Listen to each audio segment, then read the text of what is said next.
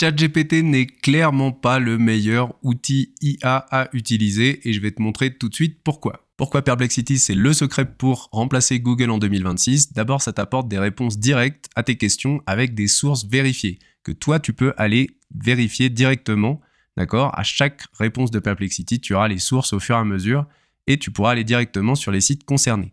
Deuxièmement, avec Perplexity, tu es en mode conversationnel, c'est-à-dire que tu échanges directement avec Perplexity et donc chaque conversation est mémorisée et l'IA générative va se souvenir de la conversation que tu as déjà eue et de tout l'historique. Enfin, pas de distraction, d'accord ? Terminer les pubs, les sites douteux, les pop-up, bref, tout ce qui normalement nous empêche d'être efficace et productif sur Internet, là disparaît au profit d'une interface simplifiée où tu vas avoir juste tes réponses et ce qui est utile pour toi. Enfin, avant-dernière chose, Perplexity est toujours à jour dans le sens où il est tout le temps en train de rechercher à chaque fois que tu lui poses une question les dernières informations disponibles en ligne. Donc ça, c'est une vraie force. Tu risques pas de tomber sur du contenu qui a 6 mois, 1 an, 2 ans ou parfois beaucoup plus. Enfin, Perplexity, c'est une IA qui va exceller pour les recherches précises en profondeur, analyse de données, étude de documents. Tu vas pouvoir aussi lui demander de faire des choses en plusieurs étapes qu'elle va respecter de manière intelligente. Pourquoi Perplexity, ça change la donne pour ta productivité ? Eh bien, on va faire un tour de l'interface et dans cette vidéo, je vais t'expliquer en détail comment utiliser absolument tout ce qu'on va voir maintenant. Premièrement, une page d'accueil où tu as une bibliothèque avec tout ton historique, d'accord ? Ensuite, tu as un onglet découvrir avec les informations qui peuvent être adaptées pour toi ou en fonction des tendances ou de thématiques. Mais surtout, tu vas avoir des espaces de travail, d'accord, que tu vas pouvoir configurer toi-même ou tout simplement utiliser des espaces de travail qui sont déjà pré-mâchés, c'est-à-dire un peu personnalisés à l'avance. Et tu vois qu'il y en a énormément en fonction de tes besoins. Et ça, c'est vraiment, vraiment top. Pour revenir à l'interface principale, ici, tu vas avoir 3 niveaux de recherche, d'accord, simple, avancé, qui prend 3 à 5 minutes, et carrément laboratoire, les fameux Perplexity Labs. Très intéressant aussi, tu vas pouvoir utiliser les focus modes, c'est-à-dire choisir d'où viennent tes sources, uniquement Internet ou est-ce que tu rajoutes les réseaux sociaux ou au contraire tu veux pas d'Internet mais simplement les articles académiques, scientifiques. Bref, tout ça, tu vas pouvoir le paramétrer. Tu vas pouvoir aussi joindre des fichiers pour les étudier, d'accord ? PDF, texte, images. L'analyse d'images est incroyable. Tu vas pouvoir les importer directement depuis Google Drive ou Dropbox par exemple. Et une feature qui est un peu cachée puisqu'elle est seulement à l'intérieur des espaces de travail et pourtant pour moi c'est une des plus utiles, c'est celle-ci. Tu vas pouvoir lui dire, regarde, la récence, c'est-à-dire jusqu'à quelle période de temps Perplexity va remonter en arrière pour récupérer des informations. Et ça va s'avérer être un outil incroyable. Si tu es encore là et que Perplexity t'intéresse vraiment, je te conseille aussi d'aller voir mon premier essai de Comet et de tester ce navigateur qui inclut l'IA de Perplexity. Tu verras que c'est incroyable. Je t'en dis pas plus. Le lien en dessous pour télécharger Comet et regarder la vidéo du test. On va commencer par comparer les 3 modes de recherche avec exactement le même prompt. Le prompt, c'est le texte que tu entres dans la boîte de dialogue. Moi, j'ai proposé quels sont les meilleurs conseils pour gagner du temps en travaillant à distance. Résume-les et propose une méthode d'organisation efficace. Première version, on est en mode de recherche rapide. Pour information, j'ai demandé à ce qu'il regarde le web et les réseaux sociaux avec Claude Sonnet 4.5 version standard. D'accord ? Ici, donc, avec la recherche rapide, il me propose un résumé des conseils essentiels. D'accord ? Tu vois qu'ici, j'ai la source de chacun des conseils qu'il me donne. Et il me propose aussi une méthode d'organisation efficace. D'accord ? Tu vois qu'ici, il te propose des questions que tu peux directement enchaîner. C'est-à-dire que si je clique ici, je lance une question de suivi et lui, il enchaîne. Niveau 2 de la recherche, c'est la recherche approfondie. Tu vois qu'on est ici. D'accord ? Les sources sont les mêmes. Tu vois par contre qu'on ne peut pas choisir le modèle. C'est-à-dire qu'on est sur le modèle Sonar, qui est le modèle propre à Perplexity et qui utilise différents modèles d'IA de façon optimisée. Même prompt exactement, et là il me propose conseils optimaux pour gagner du temps en télétravail et méthode d'organisation efficace. Tu vois que c'est plus structuré, il y a plus de détails dans la réponse. D'accord ? C'est en 6 parties, c'est bien expliqué. Pour moi, c'est beaucoup plus actionnable. Donc par exemple, pour ce type de prompt, j'aurais tendance à me tourner vers ce niveau de recherche. Par contre, tu vois qu'en bas, il n'y a pas les questions. On n'est pas dans une conversation rapide où on va enchaîner la discussion, débattre, avancer rapidement. Maintenant, il reste un mode, et là, reste bien assis puisqu'on passe au laboratoire de Perplexity, Perplexity Labs. Dans Perplexity Labs, je rajoute au prompt « Créer les outils nécessaires à une personne qui souhaite suivre cette méthode ». Et là, c'est un dossier complet qu'il me rend, d'accord, avec des documents qu'il a créés lui-même. Je ne vais pas tout te lire, mais c'est beaucoup plus approfondi évidemment. Maintenant, si tu remontes, le plus intéressant dans tout ça, c'est que en haut, on a un planeur télétravail. Et là, il a créé une application. C'est une application que tu peux télécharger, ouvrir dans n'importe quel navigateur et tu obtiens ceci. Télétravail Pro, votre compagnon de productivité pour le télétravail. Ça, il me l'a fait entre 10 et 15 minutes. Tu vois qu'il y a un dashboard, d'accord ? Il y a un planificateur.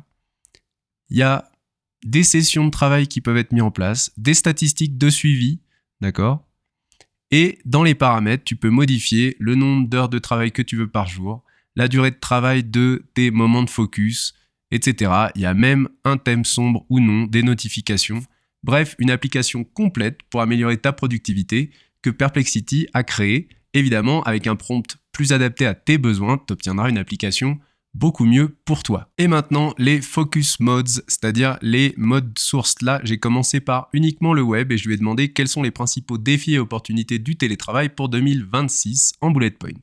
Là, j'ai une réponse sourcée de 20 sources différentes. Tu vois que ce sont des sources différentes qui viennent du web en général et au sens large. Maintenant, quand je lui ai dit de se concentrer sur la partie source académique, tu as une autre version, mais là, tu vois que c'est basé sur des sources qui sont plus officielles, d'accord ? Des sites qui publient les articles scientifiques, qui publient les grands journaux, etc. On passe aux réseaux sociaux. Là, tu vois que Reddit est très présent et même uniquement présent sur la question. Ça dépend aussi de toi, tes recherches, ton profil, d'accord ? Mais tu vas être basé uniquement sur les réseaux sociaux, pardon. Et enfin, la dernière source, c'est les fichiers du SEC, donc c'est tout ce qui concerne la bourse, la finance, l'économie. Et là, tu vois qu'on obtient une réponse avec beaucoup plus de chiffres, qui est aussi orientée différemment. Tout ça pour te dire que c'est à toi ensuite, quand tu es sur un nouveau fil, de bien choisir. Tu peux évidemment combiner le web avec les réseaux sociaux, combiner les résultats scientifiques avec uniquement le web, mais pas de réseaux sociaux pour pas avoir toute cette manne d'informations de sources diverses et variées. Tu peux combiner finance et académique uniquement pour être sur des choses précises et avoir des sources très fiables. Bref, c'est toi qui vas pouvoir gérer tout ça et tu vas pouvoir utiliser aussi par exemple tes tableaux Notion si tu en as besoin et que tu veux que ce soit une des sources possibles. Évidemment, il est aussi possible de mettre des sources directement dans le prompt puisqu'il y a un accès à Internet permanent. Ça veut dire que tu peux aussi lui dire base-toi sur tel ou tel site et il le fera évidemment. Fonctionnalité clé dans l'utilisation de Perplexity, créer des espaces de travail. Tu vois que tu vas pouvoir en créer autant que tu veux. Là, pour l'exemple, j'en ai créé un qui s'appelle « Créer des mails pro ». Ici, tu peux lui donner un contexte, c'est-à-dire des instructions et des fichiers et des liens vers des sites externes si besoin qui vont optimiser les réponses. Donc, dans les instructions, tu peux lui donner par exemple un rôle, rédiger des mails dans un contexte pro, en plus lui dire qu'il doit fournir des données chiffrées et en sortie, donner uniquement le message sans introduction ni commentaire, avec un accès à Internet ou non pour rédiger les messages. Tu auras toujours la même interface, sauf que tu seras toujours dans ce contexte, ce qui fait que tu vois, par exemple, là, je lui dis « Réponds à un message concernant un problème technique ». Il répond, il met « Objet, bonjour, cordialement ». Le message, il est clair, simple, structuré, pro. Évidemment, toi, si en fichier, tu lui donnes ta signature, il inclura systématiquement la signature que tu mets habituellement à tes messages. Donc, tout ça, ça va te permettre d'augmenter ta productivité de manière fulgurante puisque à chaque fois, tu pourras revenir dans cet espace, soit créer un nouveau fil, soit continuer peut-être une conversation que tu as déjà. Et l'IA, elle aura tout le contexte idéal optimisé pour pouvoir rédiger, par exemple, ici, des mails professionnels.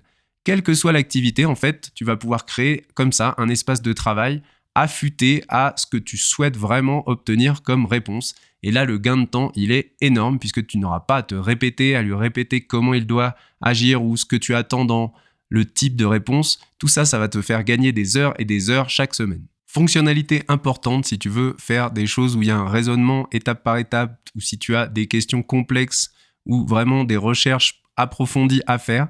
Quand tu as le choix des modèles, ici, pas pour le modèle Perplexity, mais tu vois qu'ici, tu peux demander avec raisonnement, c'est-à-dire que tu vas être en fonction de recherche plus approfondie et surtout avec une IA qui va revenir encore plusieurs fois sur le prompt pour utiliser toutes les étapes que tu lui as demandé.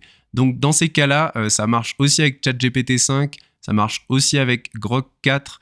Chez Gemini, c'est par défaut, tu peux pas l'enlever. C'est le principe même de Gemini 2.5 Pro. Le dernier que j'utilise le plus, moi, c'est Claude Sonnet 4.5 qui est sorti récemment et qui donne vraiment des résultats très intéressants. Et encore une fois, si tu lui demandes quelque chose de complexe, où il y a des étapes, où tu souhaites vraiment que la réponse elle soit le fruit d'une réflexion approfondie, bah tout simplement tu coches avec raisonnement et tes résultats seront décuplés. Outil que j'utilise tous les jours, on peut analyser des fichiers. J'ai pris pour exemple le magnifique rapport économique, social et financier qui vient de sortir pour préparer le budget de 2026, 200 pages rédigées par la Direction Générale du Trésor. Je lui ai dit analyse chaque partie et pour chacune des parties propose-moi un titre, un sous-titre et 1 à 3 chiffres clés. Et voilà ce que j'obtiens. Ça prend vraiment 1 minute. Je lui ai demandé d'utiliser Claude Sonnet 4.5 pensée, c'est-à-dire thinking, c'est-à-dire avec raisonnement. Et il me propose pour chaque partie des chiffres clés et le titre et le sous-titre que j'ai demandé. Tu imagines bien que ça peut parfois t'envoyer dans la bonne direction pour aller chercher à l'intérieur d'un document de cette taille. Autre fonctionnalité encore pour moi beaucoup plus importante, c'est que tu peux lui donner une image comme ça, comme source. Donc ça, c'est une image, hein, c'est un fichier PNG que j'ai récupéré et qui parle du nucléaire, qui dit que c'est la 4e source d'énergie la plus utilisée, qui parle des pays où on utilise, où on produit plutôt de l'électricité grâce à l'énergie nucléaire, avec un pourquoi pas, avantage, inconvénient à la fin. Et je lui ai dit, extrais le texte et les chiffres de cette infographie sans erreur, vérifie.